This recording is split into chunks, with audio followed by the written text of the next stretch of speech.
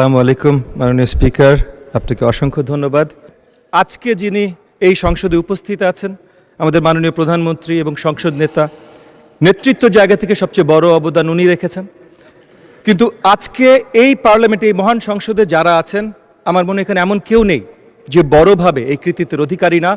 আগামী দিনগুলোতে মাননীয় স্পিকার, আপনার মাধ্যমে আমি সবার প্রতি আবেদন জানাতে চাই যে জুলাই গণ অভ্যুত্থান, গণতন্ত্রকে ভালোবাসা, এই ধরনের আলোচনা যখন হয় তখন যেন সবাইকেই ক্রেডিট দিয়ে এই আলোচনাগুলো হয়। এই আলোচনাগুলো এই জায়গাটার অধিকারী বা এই ক্রেডিটের অধিকারী এককভাবে কেউ না, আমরা সকলে।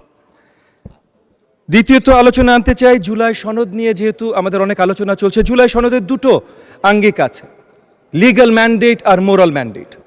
লিগ্যাল ম্যান্ডেট নিয়ে ট্রেজারি বেঞ্চ থেকে আমাদের পক্ষ থেকে অনেক আলোচনা এসেছে। মোরাল ম্যান্ডেটটা জনগণ নির্বাচনের মাধ্যমে পরিষ্কার করে দিয়েছে।